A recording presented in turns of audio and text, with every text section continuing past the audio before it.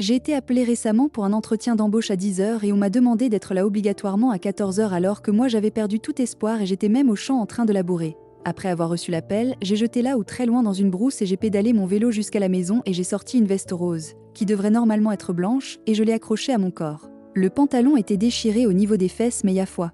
L'habit cachait la partie déchirée j'ai supposé et en plus n'est-ce pas d'adieu à chanter la vie des gens aujourd'hui je m'en moque. J'ai sorti ma moto Peugeot 50 qu'on pédalait pendant des heures avant que le moteur ne se mette à fonctionner et je suis entrée dans la circulation de Calavi pour venir à Cotonou. Pendant le trajet, c'est moi qui conduisais mal mais c'est moi qui insultais les gens en criant jusqu'à ce qu'on voyait les veines de mon cou. À un moment donné, pendant que je venais paisiblement au niveau d'un carrefour, le feu tricolore est passé au jaune.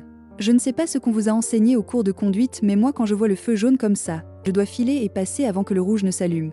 N'est-ce pas j'ai commencé par filer quand c'est passé au rouge et une voiture a freiné brusquement devant moi puis je l'ai cognée et je suis tombée. Comme un bon Africain, je me suis levée, je suis allée ouvrir la portière du gars qui conduisait puis je l'ai tiré au dehors pour le gaspiller quand il a commencé par demander pardon.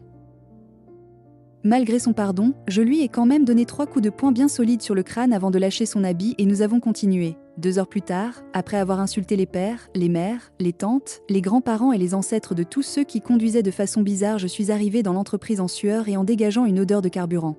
Je suis passée chez la secrétaire et je l'ai menacée d'abord parce qu'elle répondait lentement à mes questions en gonflant en plus le dos.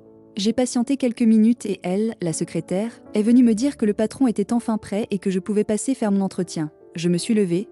J'ai marché jusqu'au niveau de la porte du DG et ouvert quand je suis tombée que le gars à qui j'ai donné des coups de poing sur la tête là j'ai fermé la porte d'abord et j'ai ouvert une nouvelle fois pour voir si le visage allait changer mais non le DG même était mine serrée là-bas mais il ne m'avait pas encore remarqué. J'ai fait doucement, j'ai refermé la porte et je suis ressortie. La secrétaire m'a interpellée que « Oh monsieur, vous avez déjà fini ?» Je l'ai multiplié par 0 et je suis sortie en parlant seule. Actuellement je suis encore au champ. Le vrai problème est que je n'arrive pas à retrouver là où que j'avais lancé au début. Tcho. Ou chérie. Où es-tu? Si cette histoire t'a fait rire, like, partage à quelqu'un qui court toujours après la chance et abonne-toi pour ne rater aucune histoire comme ça.